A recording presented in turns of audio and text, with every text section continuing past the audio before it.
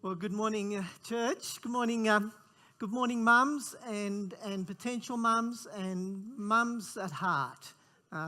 Very special day to you. I received a phone call last night from Ron Reed, and as I looked at it and saw it was Ron, I answered it and said, "So Ron, you're not going to tell me that you've got a sore throat and can't talk tomorrow, are you?" And I was joking. He wasn't. And he's at home really crook today. He says, "I'm cactus." He said, whatever that means. So I'm sharing the word with you today. But the good news is that you're all going to be sharing the word today. And because what I would love us to share together is how our mums remind us of God. So characteristics of our mums that remind us of God. I want the hands up of all those who've had mums. Okay, yes, I sense there's a commonality that's taken place here, and so we've all got the opportunity to be able to share this morning. You know, it's interesting when all of God created, those 6 days of creation, and at the end of creation, the brought to a climax with the creation of mankind. And it says there in Genesis 1 that God created man in his image. In the image of God, he created them, male and female. He created them. And so it's not just a male that can represent God. It needs a combination of both and in order for all of God to be characterised by us in human form. And so our mothers bear a special part in that creation process and in that ability to bring out the character of God. I love that, the skit guys and them sharing the goggles there this morning, and how, you know, mums have these special seem to have these special goggles on, don't they? Oh, and before I forget, we have our newest potential mum on the block, and Candice has just announced that she is pregnant. And so Candice and Ryan, let's give them a hand of congratulations. It's fantastic, guys, and trust all goes well, and that the next scan that you see will show that little one up, and you'll know not just a little bit of the character of the person, but who that person is, male or female, and so blessing in the weeks ahead. Yeah, so. Let me start the ball rolling, shall I? And this is just while you're thinking of a characteristic of your mum that reminds you of God, and this will help to sort of start you thinking that way. I think back to my own mum. She was called Winnie, and she was the 4th daughter to Grandma and Granddad, and Grandma wanted to name her Winnie because she felt that my mum would have to win her dad's heart, because he really was set on having a boy in the family.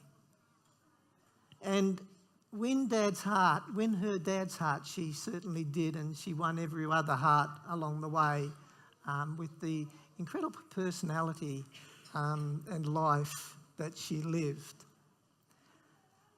My mum had an incredible attention to detail, and she said, if it was good enough for Jesus to fold his bedclothes, it's good enough for you. And so she had an eye of appreciation for the little things that often go unnoticed in the rush of life. I remember some phone convos I had with her where I would get quite frustrated because of that focus that she had on the little things, and she'd share with me how many agapanthus were in the garden and the brilliance of colours of various flowers, while I was wanting her to cut to the chase.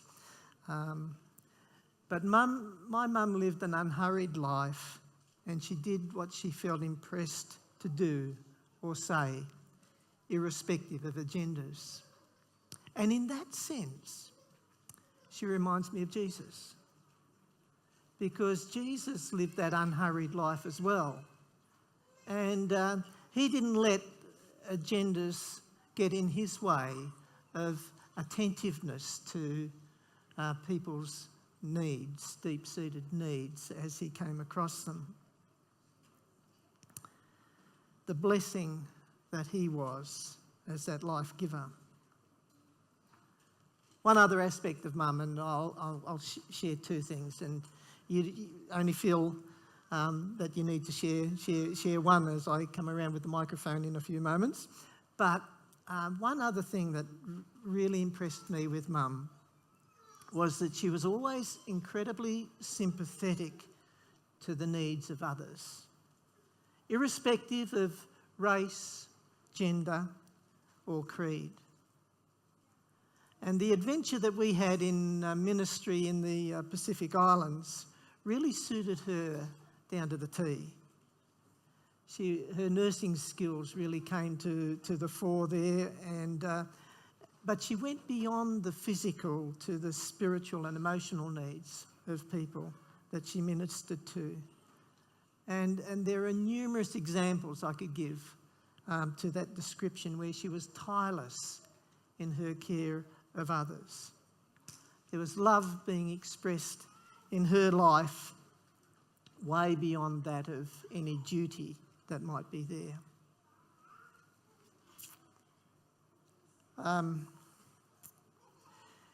I think when we lived in Fiji and wherever we'd go, Mum was the hit.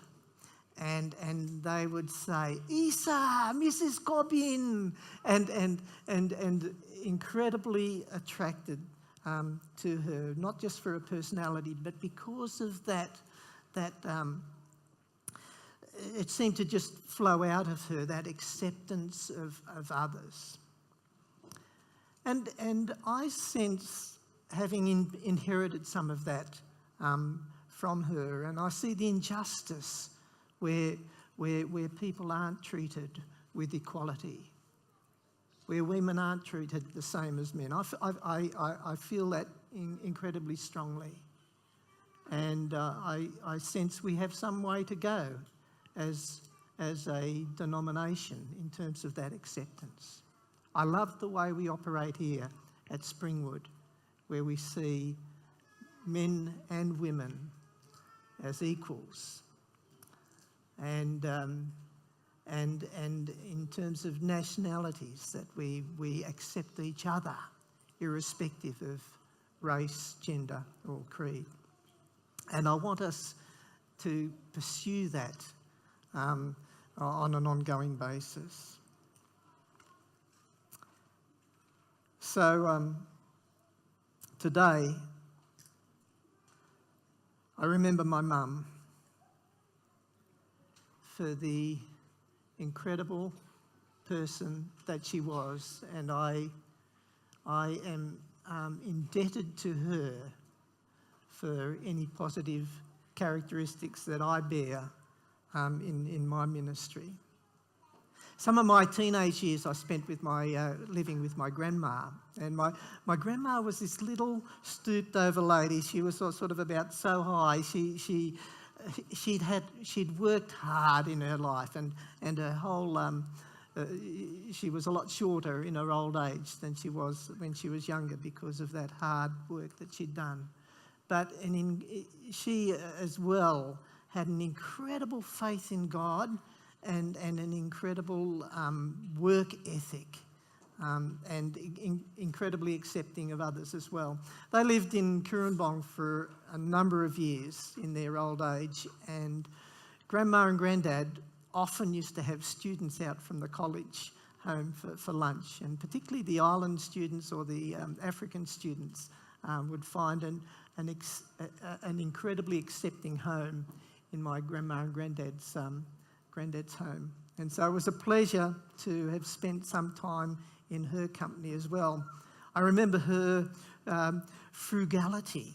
She'd come through the Depression, and so for her it was very important to make sure that you were very careful in even the use of hot water, and filling the kitchen sink for washing the dishes had to be done in a smaller container because you didn't want to waste water. But Grandma was so special in many other ways, and I see her as having had an important place in my journey of life as well. Carol was just sharing with me last week that the mothers got together on Sabbath afternoon. You there, Carol? Where are you? Yeah, come on up. And she shared some of the delights of conversation that was had last Sabbath afternoon of some of your mums in our congregation here, in our church here. Yeah. Well, it wasn't just mums, but it was women, and it was a really lovely afternoon. There were actually 65 women from Springwood Church came to our afternoon tea, and it was a really special time. And one of the things that I absolutely loved was, in flitting between looking after the children and coming in and making sure everything was going okay, there was just this gorgeous hubbub happening. Women just sitting and chatting, and women sitting with their arms around each other, and it was beautiful. There was just this noise, but it was a joyful, wonderful noise, and there were tinges of sadness on occasion. And I think we need to remember that there are people in our community who are lonely, and that was something that came out, and it really hit me last Sabbath. And we're trying to build a community, and we are, but there are still women in our community who are lonely, and obviously men as well. But I think one of the things that really stood out to me was the young women and the contribution that they are making. Now, young Tia in particular, she mentioned how, as a young mum, she was feeling lonely and isolated in her new role, and thought, something needs to be done about this. But instead of just sitting back and waiting for someone else to do something for her, she took the initiative and she formed a small group. She sent out invitations, come along to my house. She had no idea if anyone would come, but lots of young women came, and that group is flourishing, and those women have found a place.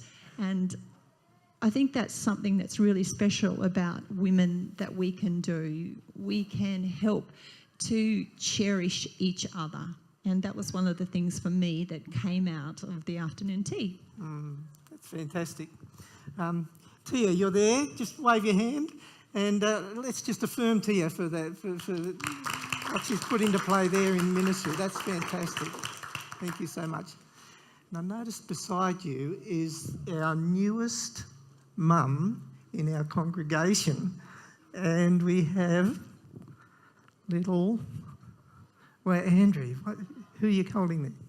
This is Harry Lewis Strawn.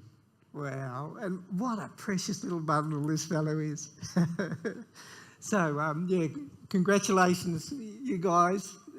You're a great mum and dad, Andrew, and congratulations on the family. Let's give them a hand. Very fantastic. Is there someone who wants to sort of put up their hand and say, I want to share something about my mum? Come on. Otherwise, we're going to have a very short sermon today. Yeah, good on you, Jenny.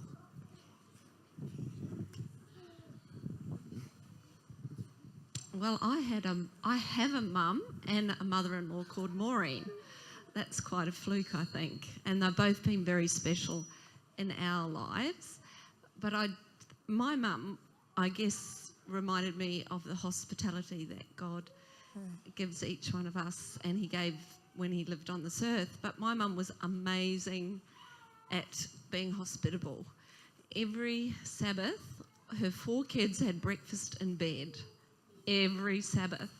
And the reason for that was that she could set the table and get the food ready without all of us in her way. And we could also take turns getting in the one shower that we had to share between the 6 of us. So my mum, we just visited her in New Zealand, and she's still as hospitable as ever.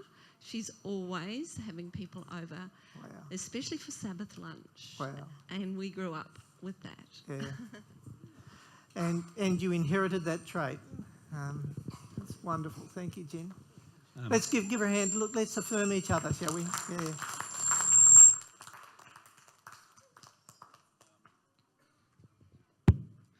Hi. My mum was very non-judgmental, and we appreciated that as kids. We probably didn't appreciate that Dad had to do most of the discipline, but she was very non-judgmental, not just with us, but with other people. And I can remember back to my grandmother, her mother was just the same. So it's something that is caught and learned from our mothers, those sort of characteristics. My mum, I think the things that I admired about her was that she never gossiped and she never judged. And my grandmother, I lived with my grandparents for some time when I was young. They never spoke English or hardly any English, but my grandmother in particular had a great walk with God, and what she couldn't express in English, she expressed in what she did from day to day. Well, yeah.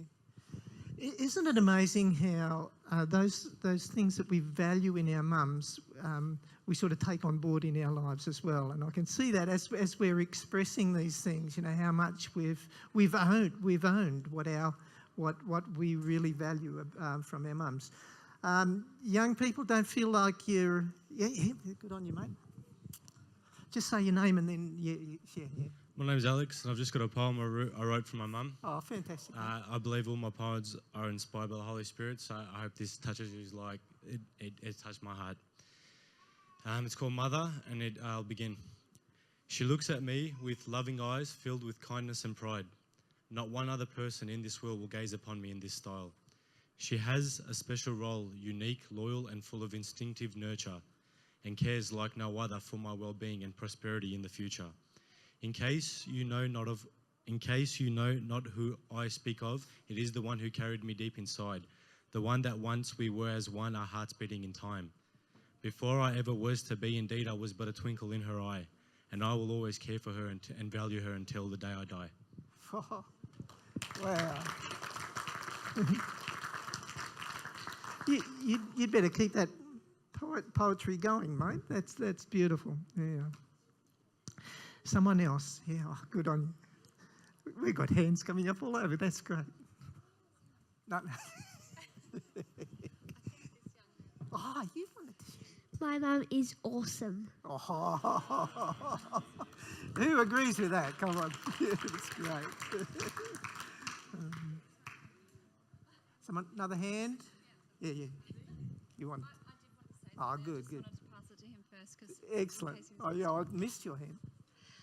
I just wanted to say my mum's not here, but she is usually here.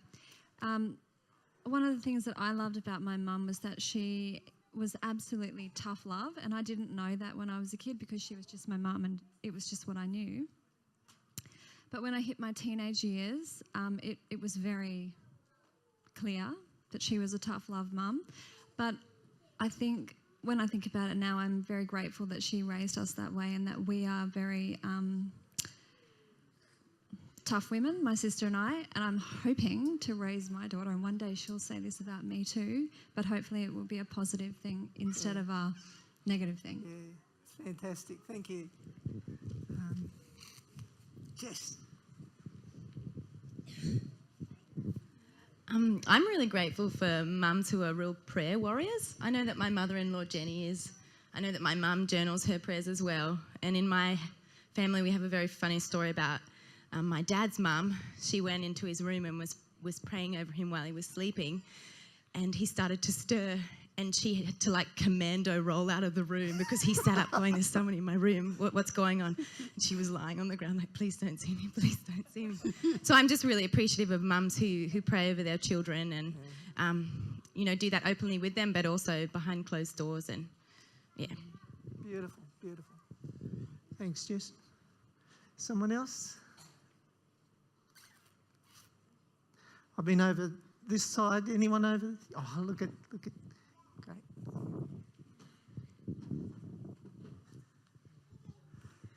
I thank God that I had great parents and especially mum. And when I think of my mum, she's still alive now. She's 89. She lives in Warwick, so I see her fairly often. But every time I go to see her, she says to me, "What do you want to eat, Bob?" And she loves to cook. And even if I turn up when it's not mealtime, it's "What do you want to eat?" And she has an abundance of food. Reminds me of God, and he has an abundance of spiritual food for us to take part in. Absolutely. Beautiful, beautiful picture. Yeah, you remind me, my grandma was a great cook as well, and I got very spoiled with her cooking. But Grandma's buns are world-renowned, and on a Friday night we'd have Grandma's buns, fruit buns with rich cream, and she said, you can't cut a fresh bun. You had to break the fresh bun, and this beautiful cream in it. I still love to do that on a Friday evening as a memory of her, in memory of her. Yeah. Anyone else? I don't want to. Oh, good on you.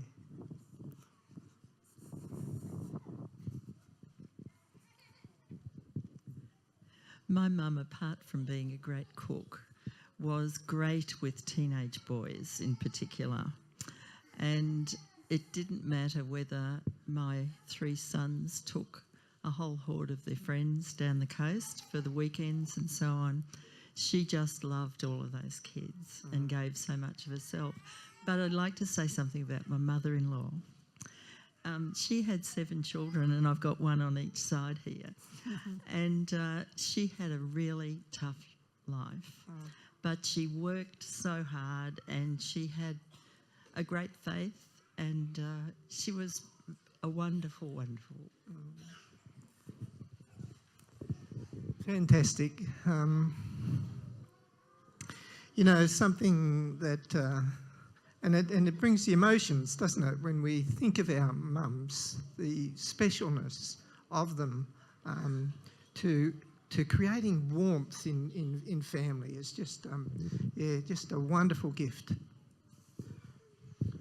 Oh, I'd like Di to just stand up, because live now going around Australia is a feed of here. And Jason Till has sent a message. I love you all the way from Melbourne, and I'm watching you for a live feed. And starving without her cooling. I think it's supposed to be cooking. That's from your big boy, Jason.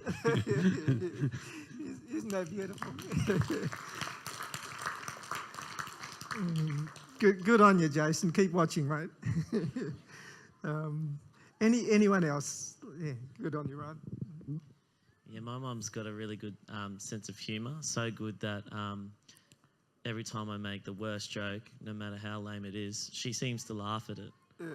And yeah, it's good. So I'm glad that whatever I say, she just laughs at it. Yeah.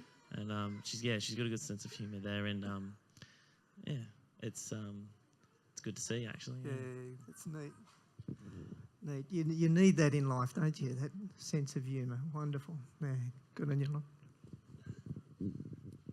Hey, my mum obviously had it pretty easy with 2 perfect boys growing up.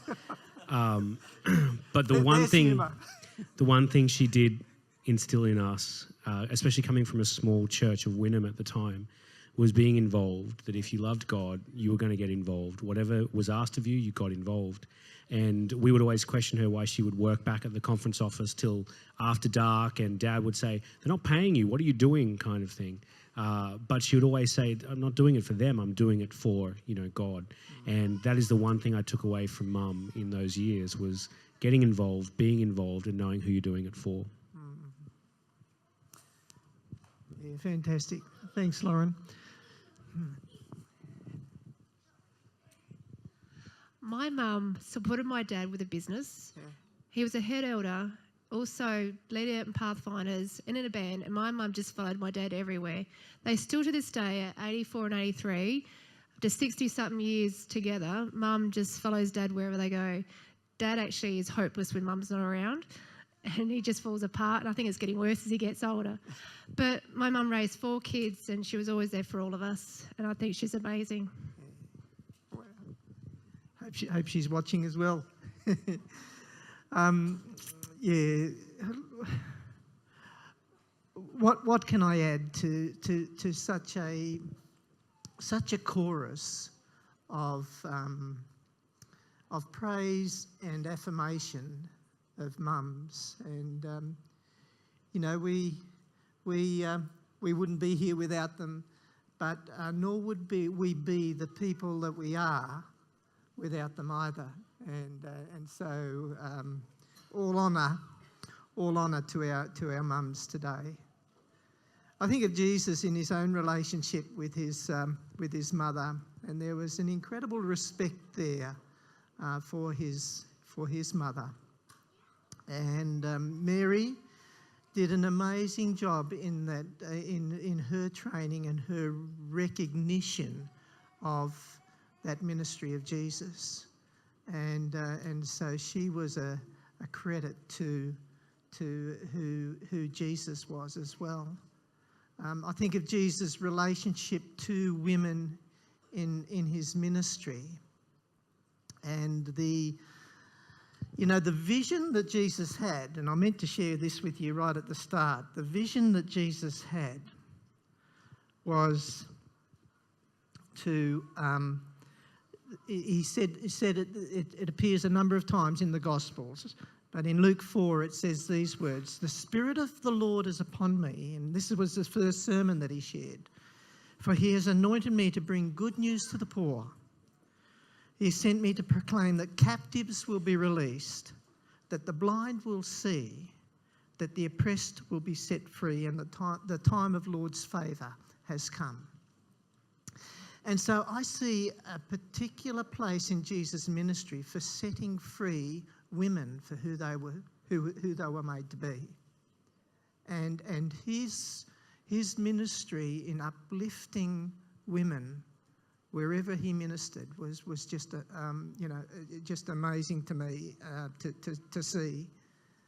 You think of the Syrophoenician woman who came begging Jesus to heal her daughter, and Jesus challenging her faith so that her faith would shine forth like gold, where this woman says even the dogs get the scraps off the table, and so Jesus was showing up this incredible faith of this Syrophoenician woman. You think of Jesus with the woman at the well, the Samaritan woman, and how he uplifted her and saw her for who she was without judgmentalism, as you were talking about, Lee, and how that she became the best witness that the Gospels talk about, where a whole village comes to the Lord as a result of her ministry. Think of the First Lady. The First Lady who saw Jesus after his resurrection. And Mary became that, she was given the privilege of witnessing that resurrection of Jesus and becoming the pronouncer of the Lord is risen. And so to me, time and again, Jesus highlights the value of women in our society. There he was on that cross. And even in the pain and agony of the cross, Jesus looked down and he saw his mother. And he provided that affirmation for his mother by giving her another son to care for her needs. And so Jesus himself saw the incredible value of women in his life. And so today, let us recognise this incredible value that's been given to each of us in our mothers, and how reflective they are of the character of God himself for who he is and how he values us. As a mother hen who tends for her chicks, so our Father wants to care for each of us in his motherly role. God bless you as you continue your journey with him and get to know him and her as our God.